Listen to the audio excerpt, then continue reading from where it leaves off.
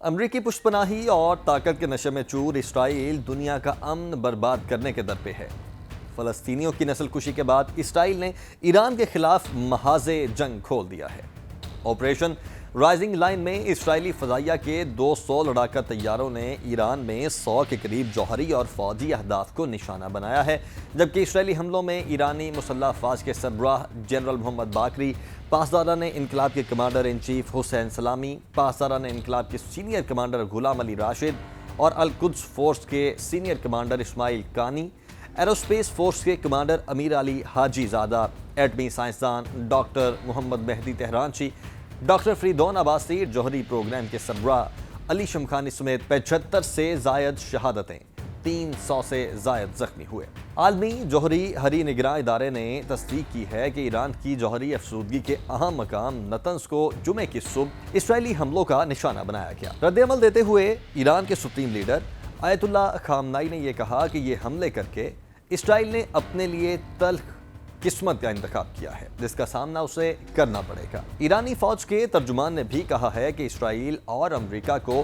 ان حملوں کی بھاری قیمت چکانا پڑے گی۔ ایران نے بھرپور جوابی وار کرتے ہوئے اسرائیل پر 100 سے زائد ڈرونز حملے کیے، لیکن اہم سوال یہ ہے کہ اسرائیل نے آخر ایران پر باقاعدہ حملے کے لیے اس وقت ہی کو کیوں چنا؟ تو جناب آپ یہ جان کر حیران ہو جائیں گے کہ اسرائیل کا ایران پر حملہ اچانک نہیں ہوا، بلکہ یہ تو برسوں سے لکھا جا رہا ہے۔ یہ ایک خفیہ سکرپٹ تھا، دو قوموں کے درمیان خاموش جنگ جو نیوکلیئر بٹن کے گرد گھوم رہی ہے۔ ایران ہمیشہ سے یہ کہتا آیا ہے کہ اس کا جوہری پروگرام پرامن ہے، لیکن اسرائیل ایران کے جوہری پروگرام کو اپنے وجود کے لیے خطرہ سمجھتا ہے۔ پھر وہی ہوا جس کا خدشہ تھا۔ چند روز پہلے IAEA نے امریکہ اور یورپی ممالک کی طرف سے ایران کے خلاف پیش کی گئی قرارداد کی منظوری دی۔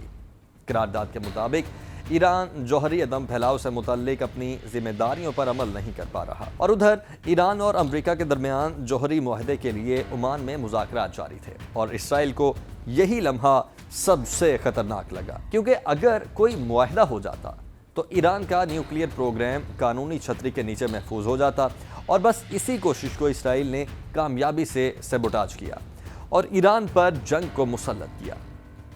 اب صورتحال یہ ہے کہ امریکی صدر ڈونلڈ ٹرمپ نے یہ دھمکی دی ہے کہ ایران کے پاس وقت کم ہے، آگے ہونے والے حملے زیادہ ہلاکت خیز ہو سکتے ہیں، سب کچھ ختم ہونے سے قبل ایران کو معاہدہ کر لینا چاہیے۔ دوسری جانب دنیا بھر میں اسرائیل کے ایران پر حملے کی شدید مذمت کی جا رہی ہے۔ وزیر دفاع خواجہ آصف نے کہا ہے کہ اسرائیل تمام مسلم ممالک کو نشانہ بنا رہا ہے، تمام مسلم ممالک کو متحد ہو کر مشترکہ دشمن کا مقابلہ کرنا چاہیے۔ اب مسلم قیادت فلسطین، لیبیا، عراق، شام، یمن، افغانستان کی طرح ایک اور اسلامی ملک کو تباہ ہوتا دیکھے گی، یا اسرائیل اور اس کے پشت پناہوں کو نکیل ڈالے گی؟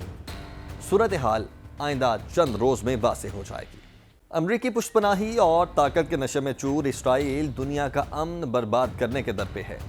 فلسطینیوں کی نسل کشی کے بعد اسرائیل نے ایران کے خلاف محاذ جنگ کھول دیا ہے۔ آپریشن رائزنگ لائن میں اسرائیلی فضائیہ کے 200 لڑاکا طیاروں نے ایران میں 100 کے قریب جوہری اور فوجی اہداف کو نشانہ بنایا ہے، جبکہ اسرائیلی حملوں میں ایرانی مسلح افواج کے سربراہ جنرل محمد باقری، پاسداران انقلاب کے کمانڈر ان چیف حسین سلامی، پاسداران انقلاب کے سینئر کمانڈر غلام علی راشد اور القدس فورس کے سینئر کمانڈر اسماعیل کانی، ایروسپیس فورس کے کمانڈر امیر علی حاجی زادہ، ایٹمی سائنسدان ڈاکٹر محمد مہدی تہرانچی، ڈاکٹر فریدون عباسی، جوہری پروگرام کے سربراہ علی شمخانی سمیت 75 سے زائد شہادتیں، 300 سے زائد زخمی ہوئے۔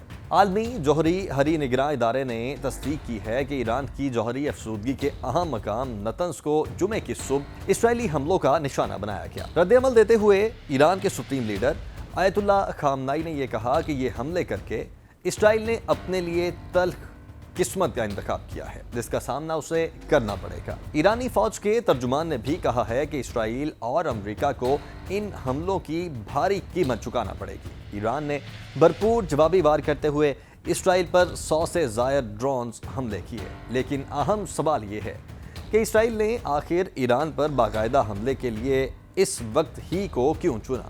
تو جناب آپ یہ جان کر حیران ہو جائیں گے کہ اسرائیل کا ایران پر حملہ اچانک نہیں ہوا، بلکہ یہ تو برسوں سے لکھا جا رہا ہے۔ یہ ایک خفیہ سکرپٹ تھا، دو قوموں کے درمیان خاموش جنگ جو نیوکلیئر بٹن کے گرد گھوم رہی ہے۔ ایران ہمیشہ سے یہ کہتا آیا ہے کہ اس کا جوہری پروگرام پرامن ہے، لیکن اسرائیل ایران کے جوہری پروگرام کو اپنے وجود کے لیے خطرہ سمجھتا ہے۔ پھر وہی ہوا جس کا خدشہ تھا۔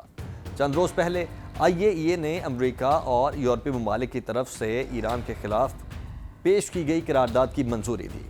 قرارداد کے مطابق ایران جوہری عدم پھیلاؤ سے متعلق اپنی ذمہ داریوں پر عمل نہیں کر پا رہا، اور ادھر ایران اور امریکہ کے درمیان جوہری معاہدے کے لیے عمان میں مذاکرات جاری تھے، اور اسرائیل کو یہی لمحہ سب سے خطرناک لگا، کیونکہ اگر کوئی معاہدہ ہو جاتا تو ایران کا نیوکلیئر پروگرام قانونی چھتری کے نیچے محفوظ ہو جاتا، اور بس اسی کوشش کو اسرائیل نے کامیابی سے سیبوٹاج کیا اور ایران پر جنگ کو مسلط کیا۔